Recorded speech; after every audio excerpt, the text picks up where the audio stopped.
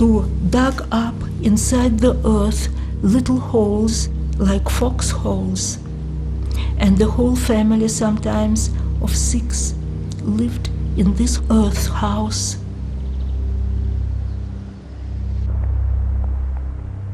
In the two aggressor nations which had begun the war, the future looked extremely uncertain. Germany was defeated, and it was going to be cut right in half. And Japan had been, just as in Churchill's phrase, ground powder. And in that, we'd been brought kicking and screaming to the zenith of our power.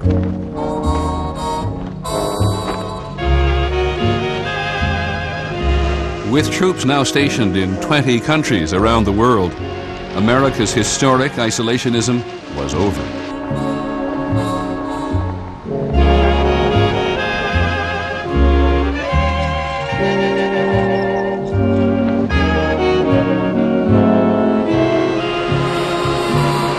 "400,000 GIs were sent to occupy Japan. They were under the command of General Douglas MacArthur, one of the architects of the Japanese defeat.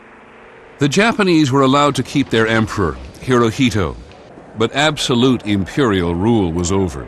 The United States wrote a new Japanese constitution. In Japan, America was the sole occupying force. In Europe, it was America and the Soviet Union. And this ideological struggle between them would be played out on a continent beset by chaos. I made my way eventually through Mannheim, where I was born. And as I made my way through Germany, I realized the total destruction that had taken place in that country. Displaced persons walking all over, from the east to the west, from the west to the east. Large cities bombed out, ruins. In the homeland of the once powerful and terrifying Third Reich, people now battled one another on the streets for bread. There was absolutely nothing to eat, so they rummaged in garbage cans. If I think of my father rummaging in garbage cans, it's terrible. People without jobs, people without homes, children without parents. It was a nightmare. It was hideous. And one of the coldest winters on record came down on Europe.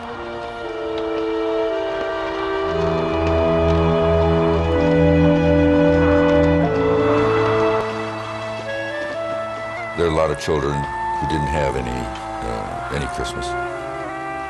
We had a big Christmas party for them. I played Santa Claus. I remember bringing those little kids up and sitting them on my lap, and the happy faces and the smiles were very rewarding. The only real force was the Allied military government. That was the power. The country had come to a standstill. There was total anarchy in this country. And throughout Western Europe, deprivation and devastation were causing political turmoil. In America, there was concern that this chaos would somehow encourage Western Europeans to turn to the communists. And it seemed as though, in a way, they had a lot of the cards. Wherever there was misery and poverty, where could people turn but to communism? Capitalism, don't forget, hadn't looked too good in the 30s. A lot of people had thought it was played out. There was a sense that Italy might topple the next election, even France. There was a definite momentum, it seemed to me, in favor of the Red Menace. The political leadership in the United States, for its part, saw the wisdom in getting Europe back on its feet. In an act of unprecedented generosity, America sent $13 billion in aid. The United States is the only country in the world today which has the economic power and productivity to furnish the needed assistance. The Marshall Plan, named after the Secretary of State, seemed the perfect merger of American ideals and good politics. America was a strong, generous country. It is fashionable to make fun of it, but it really was true, and we were rich, and we were confident, and we were sympathetic to the devastation of Europe and what we could do. The Russians were very, very harsh. Where we were sending in stuff to Western Europe, they were stripping down Eastern Europe and mailing and railroading everything back east. As the Soviets tightened their hold on the captive nations of Eastern Europe, those who could escape did. Alice Sylvester and her family had survived the Nazi death camps and made their way home to Czechoslovakia. There was a Russian doctor, and he said, "My child, I love my country, but the Russians are going to overtake here. So my advice to you is go, run." So my mother and I, during the night, went to the railroad station, and we got on a train, and we got out. And the next morning they closed the borders, so the people that stayed couldn't get out. Churchill had been right. Those people now trapped behind the Iron Curtain would be subject to Soviet exploitation and repression for the next 4 decades.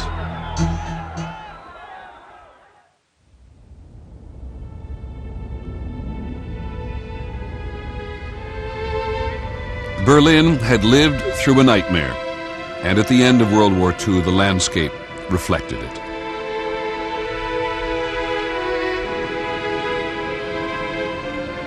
The fighting here had been particularly vicious. On the Eastern Front, the Germans had fought to the bitter end.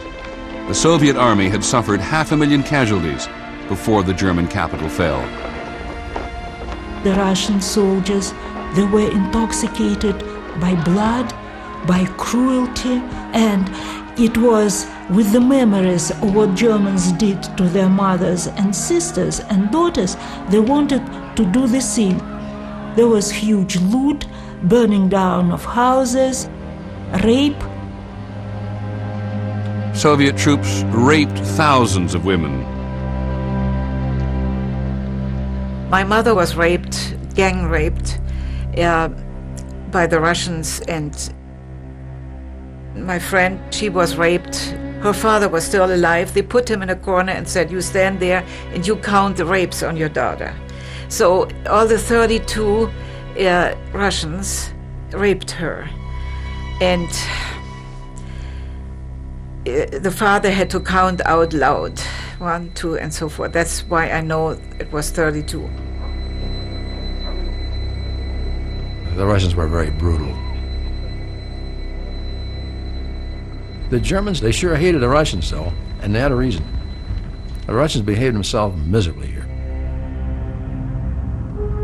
Several months later, the Western Allies arrived. One of the first U.S. missions into post-war Berlin was flown by Jack Olin Bennett. So we landed,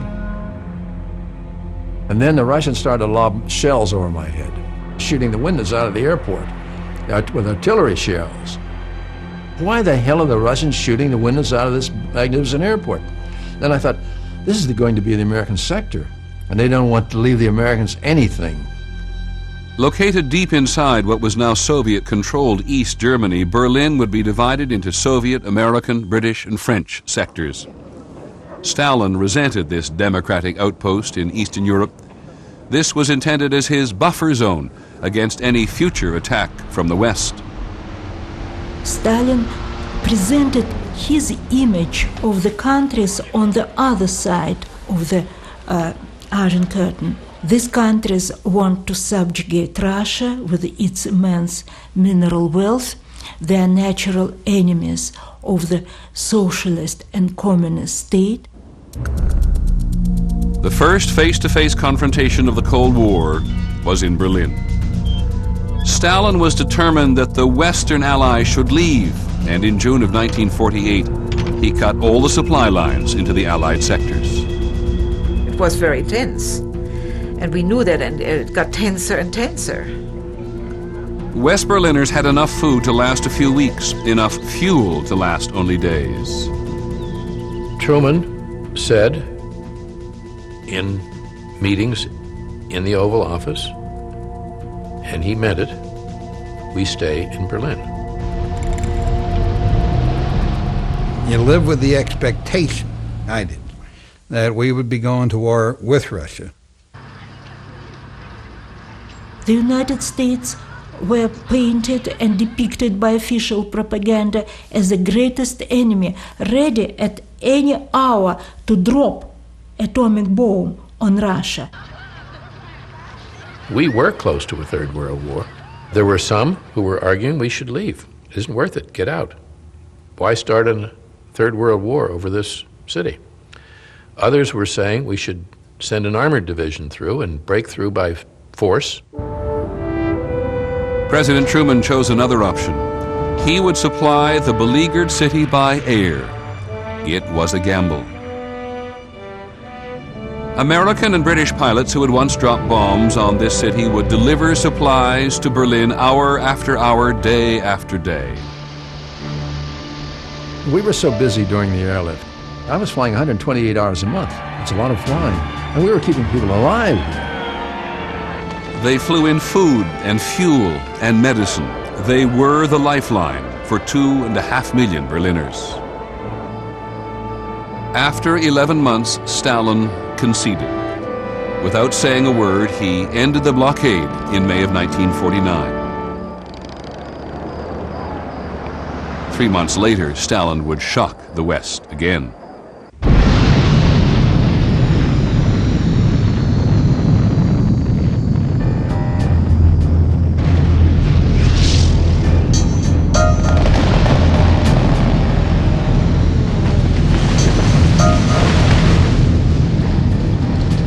Once we knew the Soviets had the atomic bomb in 1949, it then became, once again, a different world.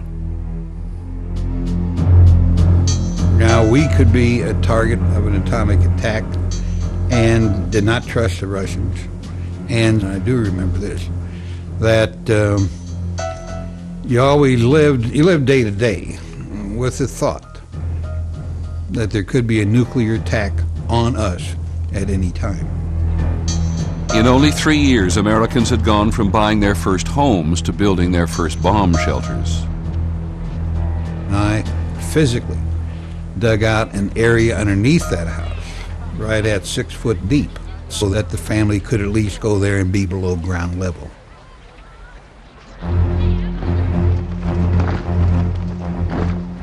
The United States would suffer another shock when, on October the 1st, 1949, they learned that Mao Zedong's communists had defeated the American-backed nationalist forces in China. The communists under Mao touched something very deep in the peasantry, fought a brilliant fight. You have the Russians getting the atomic weapon, China has fallen. There's no doubt that there was a sense in many quarters that we were in a titanic struggle. The struggle erupted on June the 25th, 1950, when North Korea, supported by both the Soviet Union and China, attacked the South. An American-led army under the auspices of the newly formed United Nations was rushed in to resist them. The free nations have now made it clear that lawless aggression will be met with force. So once again, a wartime draft interrupted American lives. Men were torn from their families and sent to the other side of the world.